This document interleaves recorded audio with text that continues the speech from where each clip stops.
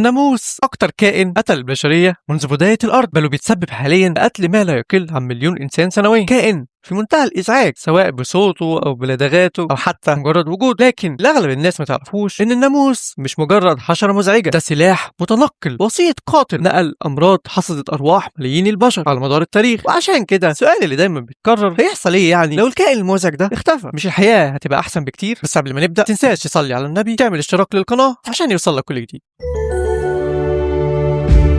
اهلا بيك يا بشري في حلقه جديده من حلقات عمك الامير. خليني افاجئك بحاجه، الانسان كان قريب جدا من تدمير الناموس بالكامل، وده سنه 1939 لما العالم السويسري المعروف ببول مورفي اكتشف ماده كيميائيه اسمها الدي دي تي. في البدايه النتائج كانت مذهله، الملاريا والحشرات المسببه للامراض زي الناموس اختفت من مناطق واسعه والعالم احتفل، وده اللي خلى مولر يحصل على جائزه نوبل في الطب سنه 1948. لكن بعد فتره الحشرات بدات تتطور وتكون مناعه ضد الدي دي تي وبقت اقوى واكثر صلابه من اي وقت مضى. بل ان الدي دي تي كانش تاثيره بس على الناموس، النباتات اللي اترشت بالمبيد ده سببت انتشار امراض كتيره للحيوان بل وحتى الانسان، عشان في النهايه يتم منع الدي دي تي في اغلب دول العالم. امل الانسان في اختفاء الناموس ينتهي معاه.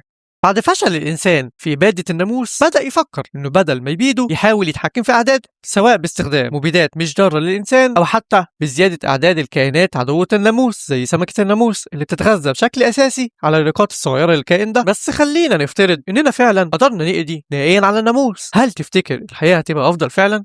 لو الناموس اختفى هيكون في أوجه إيجابية كتير، منها انخفاض كبير في الأمراض اللي بتنشرها الناموس زي الملاريا والحمى الصفراء، وده هيخلي السفر للمناطق الاستوائية اسهل بكتير. تغيير اهم حاجه الازعاج بتاعها هيختفي تماما، واخيرا هنقدر ننام في سلام. بس خليني اقول لك معلومه حقيقيه انت يمكن ما تكونش عارفها، في حوالي اكتر من 3500 نوع من الناموس حول العالم، وحوالي تقريبا 200 نوع منهم بس هو اللي بيأذي البشر. والناموس كائن مهم جدا في السلسله الغذائيه لكائنات كتير، زي مثلا نوع من الاسماك اللي ذكرناه سمكه الناموس اللي بتعتمد بصوره اساسيه في غذائها على الناموس. اختفاء الناموس اكيد معناه ان الكائن ده كمان يختفي، واي كائن كان معتمد على السمك ده برضه عدده هتتاثر، بالتالي السلسله الغذائيه المرتبطه بالناموس كلها هتنهار. بل ان الانواع اللي بتتغذى على رحيق الازهار من الناموس خصوصا الذكور بيساهم في تلقيح وتقاصي نباتات كتير، فبالتالي اعداد النباتات دي هتقل، واي كائن كان معتمد عليهم عدده هيقل برضه. الناموس اكتر كائن البشر بيكرهوه، واكتر كائن سبب في موت الملايين، لكن رغم كل ازعاجه وضرره للبشر